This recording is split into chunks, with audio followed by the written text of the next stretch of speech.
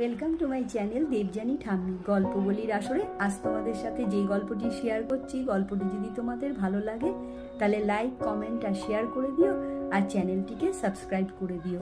কোনো এক দেশে এক রাজার অধীনে কাজ করত রাজকর্মচারী। তার কাজকর্ম যেরকম ভালো হচ্ছিল, দিন দিন তার স্যালারিও খুব বেড়ে যাচ্ছিল। তো প্রধানমন্ত্রী সেটা খেয়াল করে বললো, তোমার তো এখন অবস্থা খুব ভালো হয়েছে, কিন্তু তোমার শরীরটা এত খারাপ হয়ে যাচ্ছে কেন? তো তোমার কি কোনো অসুখ করেছে? তো সেই রাজকর্মচারী প্রধানমন্ত্রীকে জানালেন যে না, তার কোনো অসুখ করেনি। বললো, তখন প্রধানমন্ত্রী তাকে বললেন যে তাহলে বোধহয় তুমি সেই দশম ঘোড়ার সন্ধান পেয়েছো নাকি? তুমি পেয়েছো দশম ঘোড়া? তখন সেই রাজকর্মচারী খুব অবাক হয়ে গেল। বললো, আপনি কি করে জানলেন? বললো, আসলে সেই দশম ঘোড়া আমিও পেয়েছিলাম।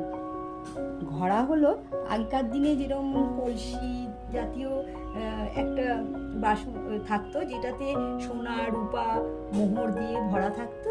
আর এই দশম ঘোড়া হলো সেইটি, যেটি নবম ঘোড়া পর্যন্ত আমরা সব পূরণ করে দিতে পারি। দশম ঘোড়া আর কিছুতেই পূর্ণ হয় না, সে ফাঁকাই থেকে যায়। কেন?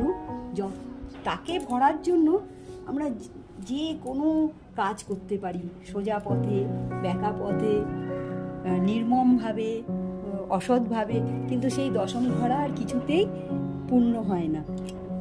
তাই আর সেই দশম ঘোড়া পূর্ণ করার চেষ্টাই আমরা করতে করতে নিজেদেরকে শেষ করে ফেলি।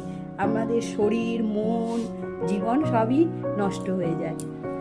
এই দশম ঘোড়া হলো লোভ।